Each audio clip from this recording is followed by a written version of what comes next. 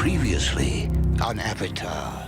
Welcome to Devlog 1 of Gremlin Garden, a cute and cozy creature collecting and racing game. Realizing the new system I wrote was overcomplicating things, rewriting everything, tweaking the movement values again, repeating that process a couple times, I ended up having to write my own custom physics for the player. Hey, it works now, so I'm sure that won't be a problem we have to fix in a future devlog.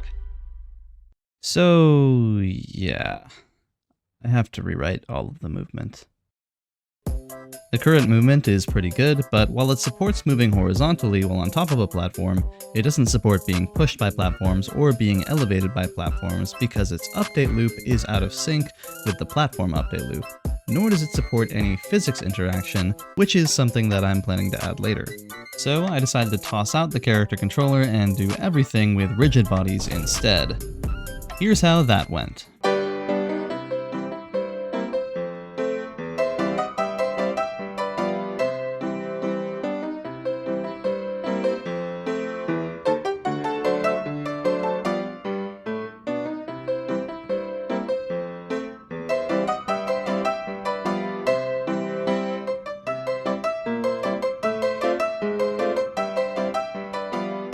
Yeah. So I was having some trouble with rigid bodies, which further validated my initial decision to not use them for character movement. I got them mostly working, but once again the problem was moving platforms. So I did a little bit of digging around on the internet and found this. A super robust and low-level character controller that supports moving platforms and rudimentary physics interactions while allowing me to retain control over how the movement actually works. So I threw out all the rigid body stuff and started integrating this new system with my existing movement code. After some trial and error, I eventually got it working, and it supports all the interactions we need, such as being pushed by platforms, standing on top of moving platforms, and it even allows us to push boxes around, which will be useful later. Now we can finally move on to adding some more movement mechanics. I started with adding a mid-air dive. This is a pretty popular mechanic these days, showing up in platformers like Fall Guys, Mario, and A Hat in Time. This one was pretty easy. All we have to do is set the character's velocity to whatever we want their dive velocity to be when they enter the state, and since we want the dive to be a bit more of a committal option, we'll reduce their turn speed. Once I had the logic for that working, I moved on to letting the gremlin curl up into a little ball and roll around.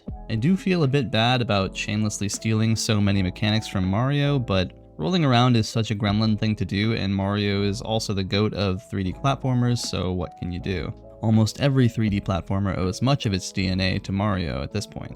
For this, all we need to do is add a bit of acceleration in the direction of the slope we are standing on, which also scales with the steepness of the slope. We'll set our maximum roll speed to be a fair amount higher than our base move speed to make rolling feel powerful when rolling down slopes, since it's pretty much useless otherwise. Then we just let the player rotate their velocity vector a little bit so they can steer, and it's finished. I also added another state for rolling in the air, so if the player rolls off a ledge, they will continue rolling. The movement feels a lot more dynamic and snappy now. The speed you get from rolling down a slope feels really good, and the instant boost of speed and change in direction from diving help the movement feel a bit more responsive, plus it lets the players correct their course if they misjudge a jump. Next is wall jumping, which was a huge undertaking with a lot of problems. The main issue is wall jumping on moving platforms, particularly rotating platforms. I tried many solutions, but while the new character controller system we are using supports standing on top of moving platforms pretty easily, it doesn't support this sort of thing, so most of the things I tried using their built-in methods didn't work. I tried calculating the linear velocity of the player based on the rotational speed of the platform and the player's distance from the center of the platform, but the results were always just slightly wrong, which might just come down to floating point inaccuracy. You might be familiar with how in math class, 0.1 plus 0.2 equals 0.3. But in Unity, 0.1 plus 0.2 actually equals 0.3000000000000000004, which, as you can imagine, can end up messing up very precise calculations. What I ended up doing was creating a dummy object as a child of the wall that we're on that we'll call point of contact, and then just setting our position to the position of the point. Then, to simulate sliding down the wall, we'll add an offset to our position that we'll do some custom velocity calculations for. It has some bugs right now since we're sidestepping some of the built-in collision calculations that the character controller usually does, but we can fix those pretty easily. The wall jump is more or less functional, but this has revealed just how inadequate Unity's built-in camera system really is. The camera follow target isn't even going inside the wall, but the camera is still getting confused whenever we wall jump. I was already planning on writing my own camera logic at some point, but it looks like I'll have to do a bit of that right now so I can at least get the wall jump in a usable state. Okay, so originally this part of the video was going to be an in-depth tutorial on how to make a better follow camera, but given everything that's happened with Unity recently, I don't think anyone would really be interested in a tutorial for this engine. If you're a beginner game developer and you're thinking about using Unity, don't. If you want to hear my full thoughts on the topic, you can watch my previous video about the changes. In that video, I mentioned that I'll probably be migrating my project to Godot, so once that happens, I'll do a camera tutorial for Godot instead. For now, I'll at least explain how the camera works. The best game cameras are invisible. The player should ideally not notice or think about the camera at all while playing the game. Somewhat counterintuitively, this means the camera needs to have very complex behavior in order to do as much of the heavy lifting as possible, so the player can focus on the gameplay. For the placement of our camera, we want the actual camera target to be slightly above the player, which allows us to see more of what's in front of us. We focus on this area so the player can plan ahead as they make their way through the level. We also still want to be able to see what's below the player so they know where they're going to land when they're jumping. A good rule of thumb is to have about 2/3 of the screen above the player and 1/3 below. Next, we want to make it so the camera points itself in the direction the player is moving.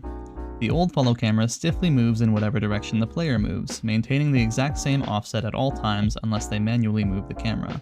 The new camera only moves on the z-axis, so if the player walks away or toward the camera, it'll maintain the target distance. If the player moves left or right, the camera will rotate to follow their movement, rather than moving itself. We do this because it naturally results in the camera usually being behind the player, framing what's in front of them, without the player having to touch the camera at all. Then we make it so the target camera distance changes with the height of the camera, so if we want a bird's eye view, all we have to do is point the camera down and the camera zooms out to show us more of the player's surroundings. This can be helpful for judging distances between platforms. However, this reveals a problem in our camera logic, because if we only rotate to follow the player, when we look directly down at them, the camera spins incredibly fast if they move even a little bit. To fix this, we'll smoothly interpolate the camera rotation to 0 as we reach the highest possible angle. Next, we need to handle jumping. It's pretty disorienting when the camera closely follows the player as they're jumping because if they jump a lot, the camera will constantly be bouncing around. It also becomes harder to see what's ahead or focus on any individual details in the level because the camera is constantly moving, and it'll cut off what's directly below the player so we don't know where we're going to land. The solution to all of these problems is making it so the camera doesn't follow the player's vertical movement. This makes the camera more steady, and as the player jumps in the air, what's below them becomes more important since they're looking for where they'll land. So the 2/3 rule we talked about earlier is reversed when we're in the air. Then, so the player doesn't get completely lost vertically, we'll make it so the camera adjusts itself back into position once they land.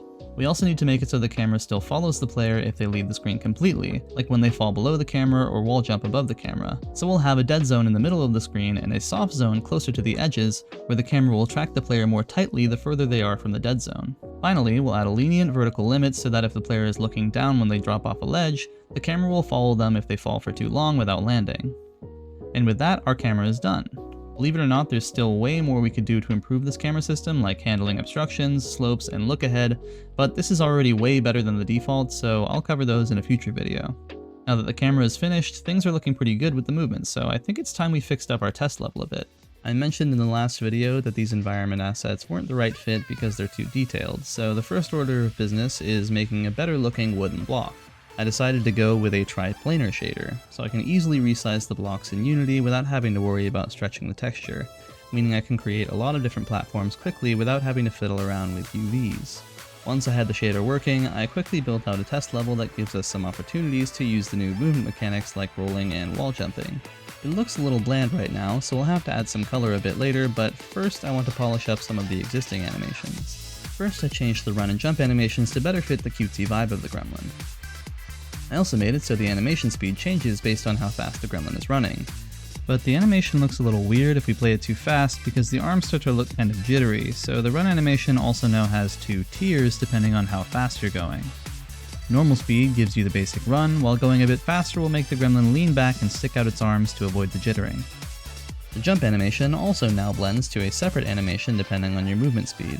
There's also now a landing animation for when the gremlin lands in their idle state, and a separate rolling animation for when they land in their run state from high enough, or if they're transitioning from a dive. I also added a little dive roll at the start of the gremlin's roll state. All of these small polish animations really help the movement feel more fluid, and I'm pretty happy with how they turned out. There's still a bit more work to do, especially with the wall slide / wall jump and handling movement on slopes, but that'll have to wait for another day. Finally, I added a splash of color to the test level, made some minor tweaks to the particles, and with that, Devlog 2 is complete. The movement is mostly done now, but since I ended up having to write the camera logic earlier than I expected, I've had to push some things back, like climbing and better physics interactions.